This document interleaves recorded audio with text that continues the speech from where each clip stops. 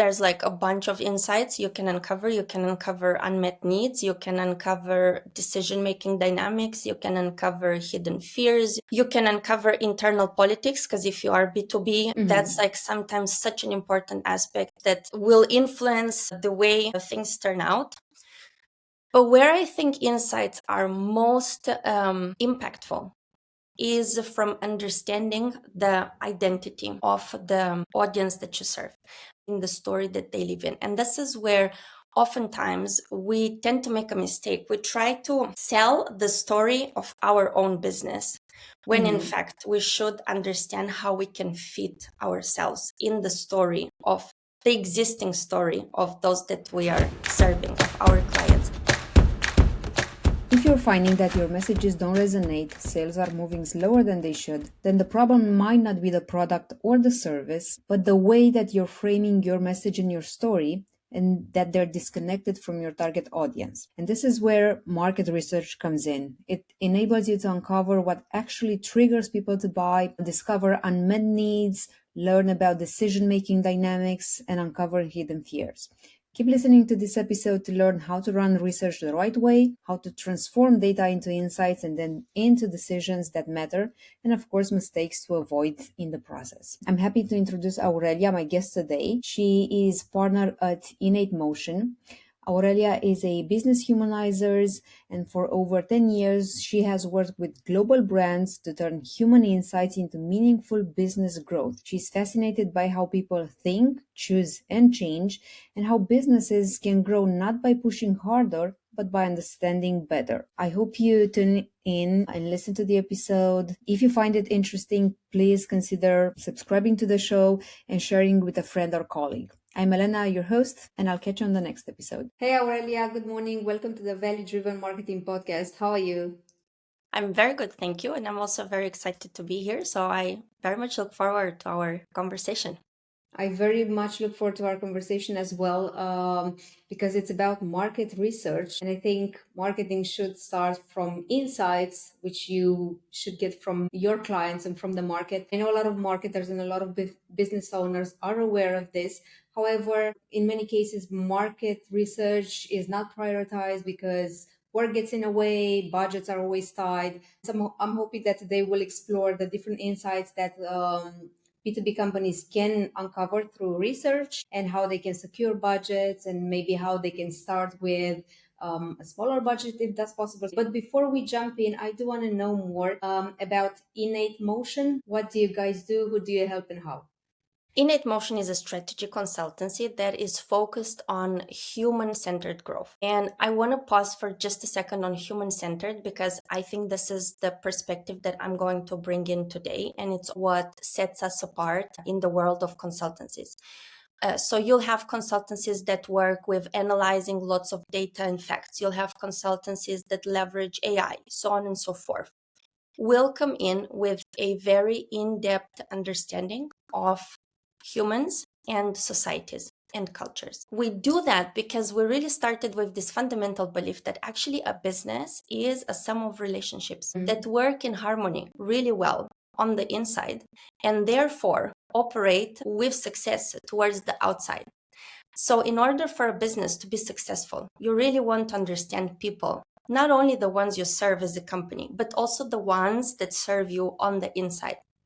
So basically, this is what Innate Motion does. We are helping brands to reconnect their business ambitions with the real human needs, whether those are customers or employees or partners, it doesn't matter.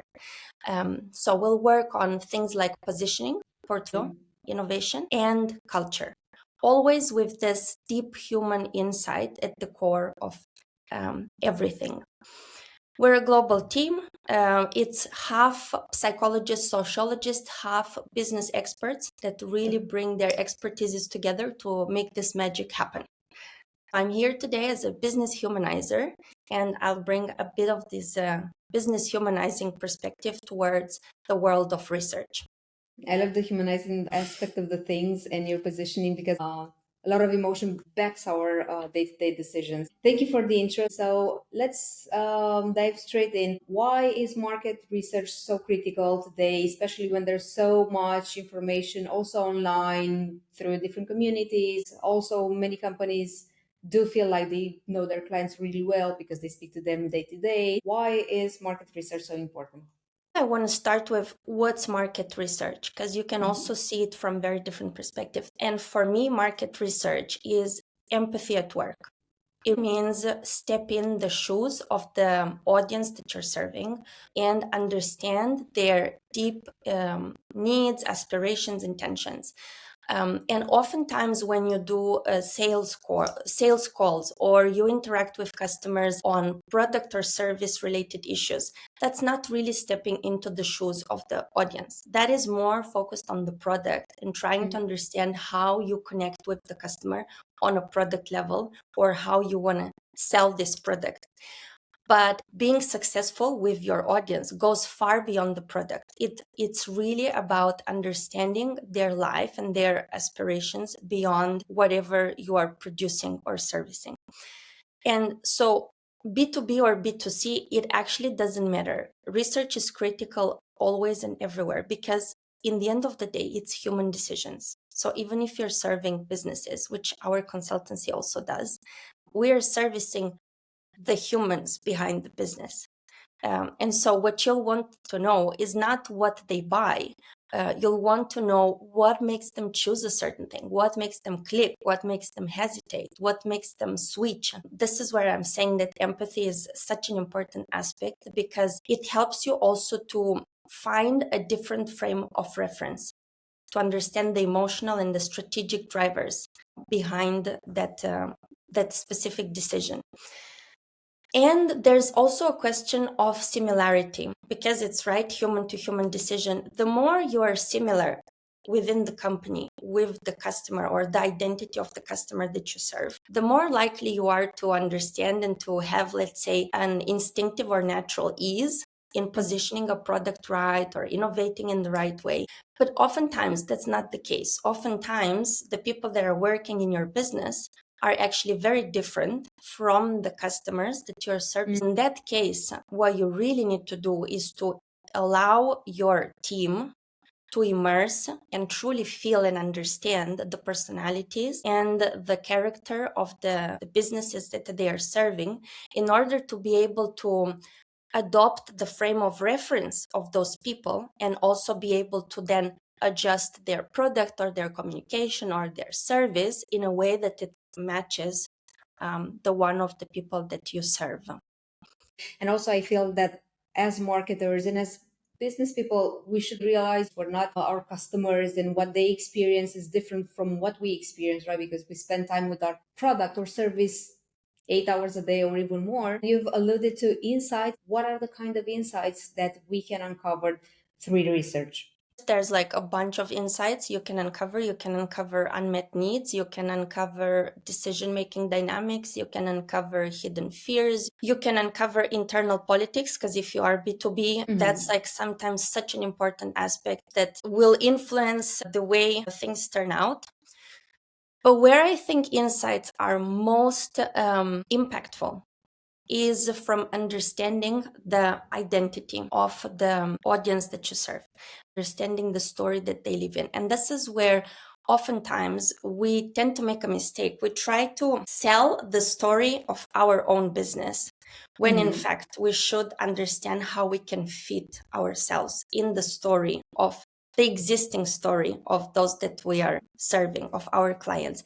And that's such an important nuance because it's shifting us from being focused on ourselves and on what we want to sell to understanding the ecosystem in which we operate and trying to find the way we can bring value and our role in a way that is meaningful and it's relevant to those that we are actually wanting to serve. And I want to give an example of this one. We have been working with a 3D printing company selling to engineers. And so at some point, they come up with a solution that is going to solve all the problems of the engineers. That thing didn't work out at all. So we were called in to understand what's going on. And so talking with engineers, we actually understood that the fundamental identity of an engineer is to solve problems. The moment you come with a product that is solving problems, you are taking away the why an engineer exists. So we shifted this from solving all of your problems to co-creating together in order to solve the problem of the client. And that made a massive difference because we were able to take into account the identity of the business we were serving, and everything changed. So this is what I mean with identity in terms of insights, because you can have lots of different insights, but I think the one that is often making biggest difference in terms of the success we can achieve is the ones that is related to understanding the identity and applying it to your own story as a business. This sounds so familiar with companies saying, I have this product or I have this service and it's really good. And yet people don't get it. What is wrong with my audience? And the point of reference and how you're positioning that story and that product into their world that doesn't fit. Exactly, because sometimes you forget who sits in front of you, you forget their profession, and you're focused and obsessing on your product or your service, which is good because you do want to have a perfect service and a perfect product. But it has to be perfect, not from your perspective, but from the perspective of the person that is going to use it. And the story around it is as important as the product itself. And sometimes it's really minor shift in the way you position this product or service in their world, as opposed to changing the product or blaming the audience for not understanding.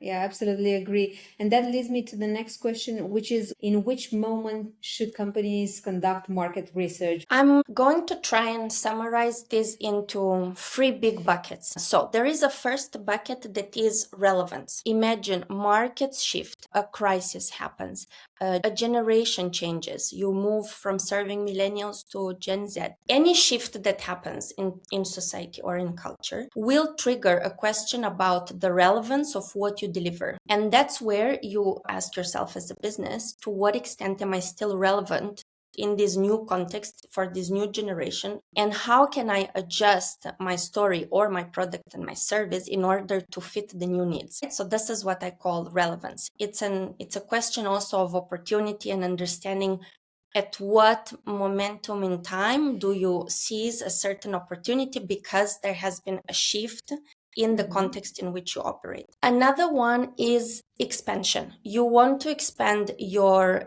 category, you want to expand to a new country, you want to expand your portfolio, or you want to expand to new audiences.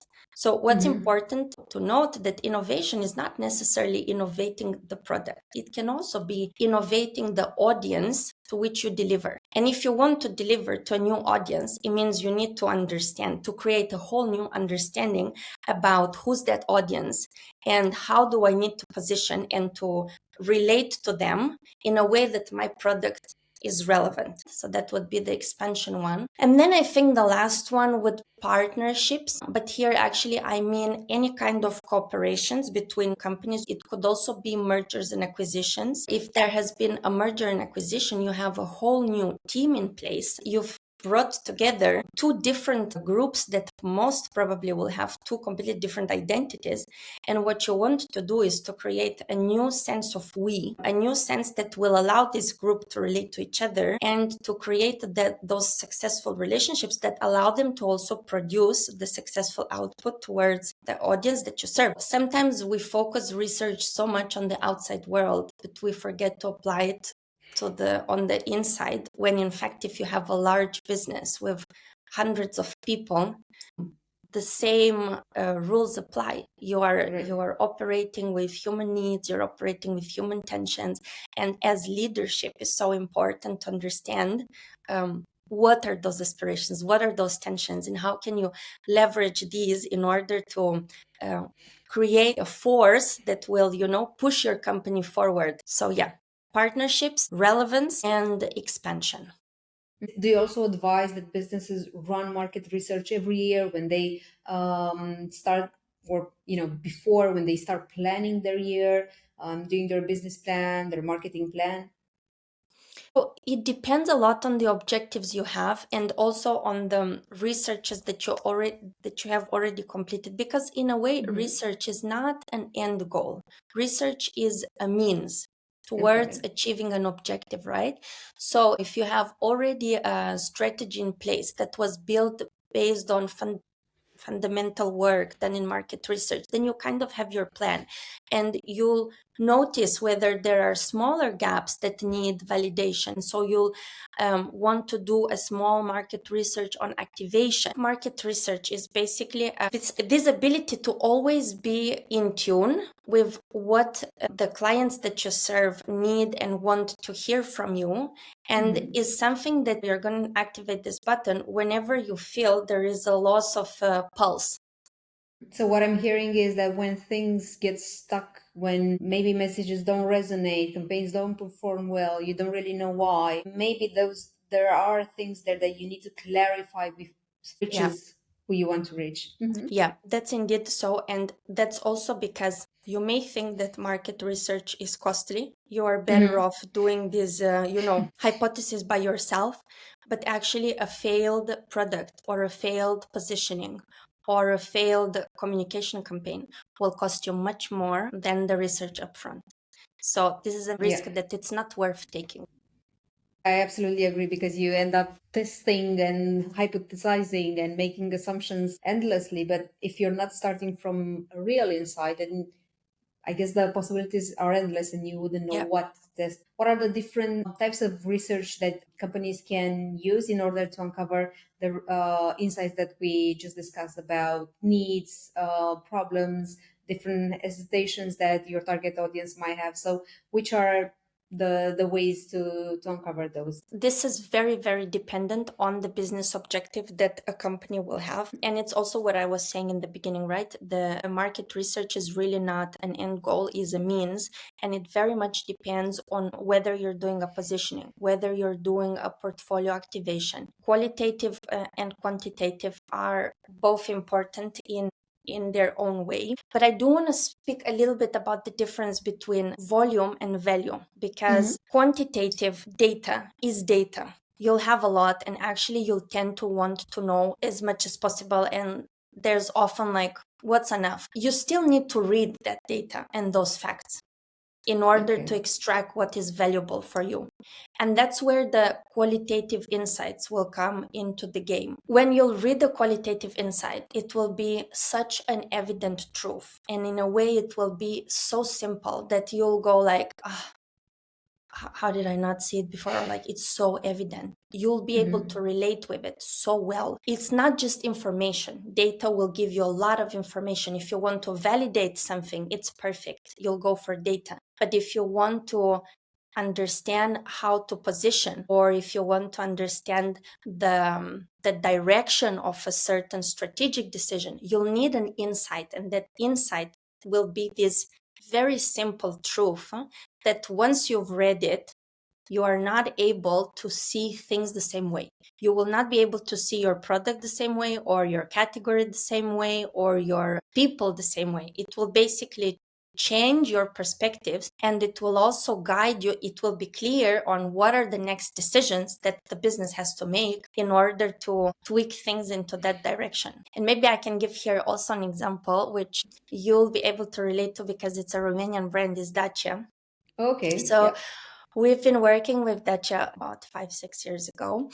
And when Dacia came to us, there was a strong hypothesis about low cost, because it was rather cheap cars compared to other cars.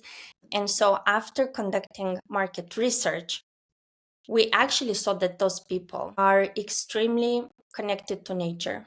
They loved to live in the suburbs. They were not at all limited in terms of finance. They were just consciously choosing to live closer to nature with the mantra of less is more, or simpler is better. And so what we've done is that we've shifted them from low cost to essential.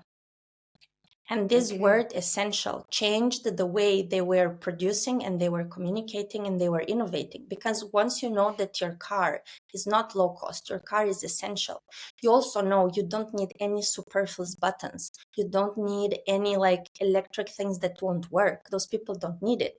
But you do need an electric car very fast because those people care about nature. So you can't deploy it 10 years after, like it has to be tomorrow. So it really changes very much. One single word changed the way this brand has structured itself and has looked at a product portfolio from then onwards. So it was really reframing from scarcity to liberation, Wow. from Well, low super interesting. cost to essential. So it's that. Mhm. Data can give you information. Data can help you validate. If you have multiple routes, for instance, you have different product packages or you'll have different campaign ideas on a specific product, then you can run those. And a quantitative survey will give you input about which one resonates better, but it won't give you the information about how it needs to change or how it needs to be different in order to be successful. And so that's the part that you have to, that's the homework that business has to do upfront. You first need to run the qualitative research, which allows you to get this human insight that can make positioning or a product or a communication successful. And then afterwards, after you've put all the pieces together, you can then run it by customers through quantitative and see which tweak will work better. That makes total sense. First, uncover the insights, and then if you have multiple, then you can go validate which one. I think this is such an important piece to understand because oftentimes research is indeed associated with lots of facts and just a lengthy report that lands on your desk, which is great as information, but it's not sufficient in order to guide your strategic decisions. And this is where market research fails. You spoke about not doing research being actually expensive, more expensive than doing the research itself. And I wanted to ask, how would you advise a marketing leader or a business leader trying to secure budget for doing market research? How should they build a business case for obtaining that budget? Yeah, tight budget is really it's a challenge for lots of companies at the moment. So it's something that we are also we hear it in our ecosystem. The thing is that we live in a world where there's limitless possibilities in terms of how you can connect to people. I remember, for instance, when I started 10 years ago, we were doing in-home immersions. So I was going to people's homes for 2 hours and we were talking about basically life. And this was the absolute favorite part of my job because every hour would be opening up a completely new world. Now you have dozens options. You can have 10 minutes digital conversations that maybe it's not even with a human, but it's with an AI bot that will help you to uncover in-depth things. So it's really, it depends on the way you set it up and thinking smartly upfront and engineering for these in-depth insights to come out. And then it doesn't matter whether you want to do it with a very lengthy 2 hours in-home setup that will cost you more versus using what modern technology is offering as a possibility and doing, let's say, more with less. Actually, meaning is not directly proportionate with budget. You can have very high budgets with very meaningless outputs, and you can have very tight budgets with rather deep meaning. So meaning doesn't come from budget, and it comes from the ability to break down the business challenge into this human challenge and really use this psychological, sociological lens to understand what is the most humane way and efficient way at the same time to get that in-depth answer that you need. I think to answer the question, you can get it done with a tight budget, yes. And it depends on the ability to put together the right journey for the right business challenge, adapting the parameters based on the budget is available. And let's say you're a small business, you have very little budget for doing research. However, you do want to conduct research. How would you recommend that they approach this research? What should they do first? What is the recommended framework that they can take in order to extract insights? It always boils down to the objective that you start with, because you really want to start with a very clear idea of why you're doing this research. Now, if we are talking about them doing research for the general purpose of understanding the audience, I think what is important is focus not on facts, but on the story. Okay. And especially for B2B market, facts are less important than building relationships. So if you have a tight budget and you want to better understand your audience, do not focus on the facts. Focus on the relationships and on the opportunity to connect. Because B2B will often be limited by focusing on telling the story of the product and not of the user. So basically, what you'll want to do is to find ways to be really connected with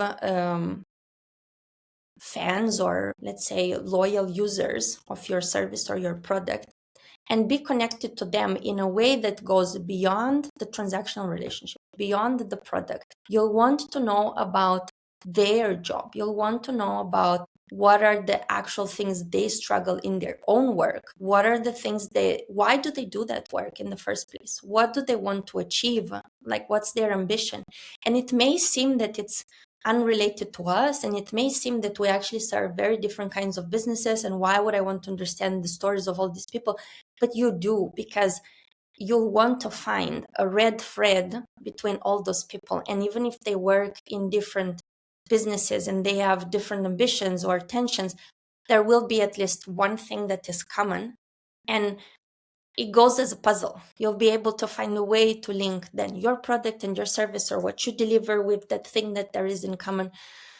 So it's a fluid thing. It's not like a black and white answer. It's not that you do 5 conversations and you're done for 5 years. It's almost like a constant effort, or a constant to know who is purchasing your products, but to know them not for why they purchase your products, but to know them really as people, as the persons behind the businesses that they are running or that they belong to. So in a way, this connection to your customers should almost be an integrated part of your day-to-day job. Is made by itself, because you're creating value for the entire business. How can marketers, or how can you tell that the research you've done is good and the insights you've collected are the right ones? How can you make the difference between well done research and not so well done research? So I think it's exactly what we were just saying. Like a well done research won't be just information. Like the information and the facts, they will be used to back up the insight. But there will be an insight. You'll feel it. Like once you read it, it's not like you read and you try to understand facts.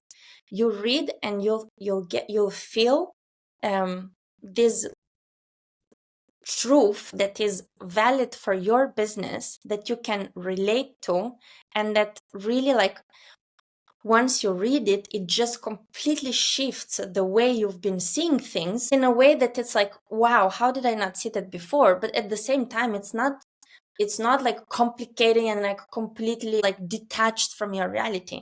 Like you see that is connected to your business, but it does put things in a completely different light. Because you alluded to mistakes that companies can make when doing research, can we try and summarize what are the main things to look out for? So mistakes we're trying to avoid when doing market research and collecting insights? I'll try and summarize it into 4 big mistakes, some of which we touched upon already. So the first one is focusing on lots of data and facts instead of focusing on the quality of the insight. So you'll want to have not a bunch of information that you don't know what to do with. You'll want to have a very clear insight that is giving guidance on how to go further with decision making, with product, with communication, and so on. The second important mistake to keep into account is we love as a business to push our story to the other businesses instead of finding a way to fit ourselves in the existing story of those businesses, because those businesses already exist with their story. And what we want to do is to understand that story and to help them deliver that story better. The third one is focusing on our product. As B2B, especially focusing on the product instead of focusing on the relationship. And the last one is specifically for the marketing department, and I've noticed it in so many years of doing research. The marketing department are the most uneasy one to conduct conversations with the people they serve. You'll have engineers or researchers that will do it with much more ease, whilst marketeers have, I don't know, somehow become so comfortable in doing things behind the scenes and working on creating stuff and on thinking the smart thing and on finding the super smart insight that will crack a whole creative campaign. But what they feel uncomfortable with is to go and have that human interaction with the people in the first place. And I think this is so essential because this is also part of what marketeers are. They are those that make the connection with the audience. And so being able to interact with them and just drop your big responsibility of creating and delivering an excellent result for 1 hour, put it aside, and just go with a complete open mind and open heart and listen, that will bring an absolute immense source of richness.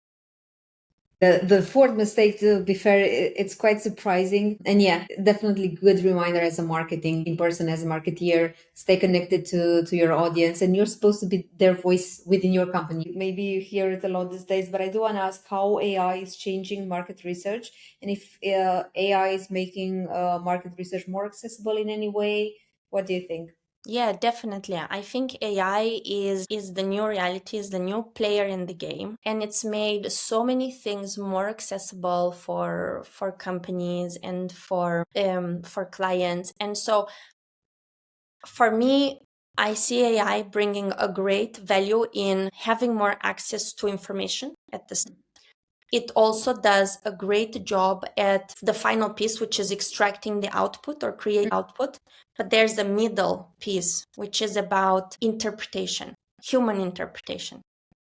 And so the competitive advantage is not who has more data, it's who understands the data better, who is able to translate that into a meaningful strategic direction. And so because we are a business of humans serving another business of humans, there's this human relationship. And I think this sense of being, it's the thing that should not be outsourced to AI. You cannot outsource your feelings. You cannot outsource your ability to read the room. You cannot outsource the ability to feel the people. You can rely on AI to facilitate input and output, but the ability to empathize with those that you serve has to stay in your own hands. There's also a quote that I heard recently, which is the fact that growth doesn't happen to you, it happens through you. And if you want, it's the same for a business. Growth doesn't happen to a business. Growth happens through a business. And so this ability to empathize cannot be outsourced. So do use AI, but use it in the right places. Yeah. Totally. Use AI as much as possible. I mean, for me, it's like an assistant. It's like my assistant. I use it to get the data, to see what's available. You can use it for lots of things, but it's really you that is typing and asking AI to do things. It's helping us to create, but it's not becoming the creator. Yeah, okay. Yeah, that's super interesting, and I know there's probably a deeper conversation to be had on AI, but it's good to know that you can use it. However, do use it in the places where it mostly makes sense, and keep the human in the loop to make the decisions. Okay, this is relevant, this is not. Especially now, right? That you'll have everyone intuitively go and use more of AI. I think if you want to stand out, you'll stand out exactly for that reason, because you're able to bring your human emotion or your human interpretation or your human feeling in the game. If there was one final piece of advice you would give to a company, let's say mid company or a small company that hasn't really run market research in a systematic or organized way in the past, but they do want to get into the habit of doing that, what would be that advice? If there is one advice, I would start with look at market research as your opportunity to bring more value and to improve and to excel your business because of this ability to better understand those that you're serving. And to understand those that you're serving, it can be as easy as a human to human conversation. Forget the business, forget the product, forget the service. Start with chats, little chats here and there. Have everyone in your company do that, because it's really the key to having your team stay connected to what is being built, instead of going into these systems and processes and operations and forgetting why you started in the first place, which is because you wanted to serve a group of people. So really find ways to make this interaction and these immersions light-hearted habit that is part of the culture.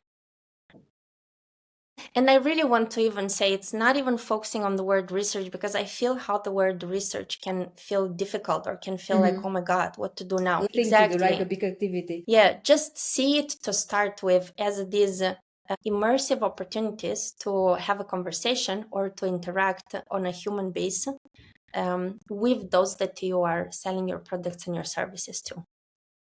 It doesn't have to be scary. It doesn't have to be super complex.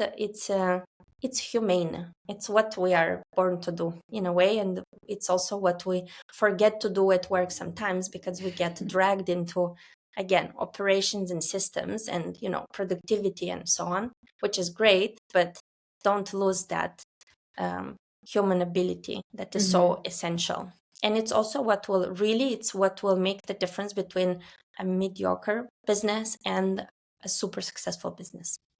Yeah, going back to the roots and understanding why you serve and fitting into their story. Thank you so much, Aurelia. This has been super insightful. I hope for the audience as well, and I do hope people listening in are more motivated and empowered to doing research, even starting with small steps, not necessarily thinking of this as a big overhaul project that they need to run. Thank you so much for being here. Absolutely a pleasure to speak to you. Pleasure likewise. And I hope indeed that they will take out something useful out of it.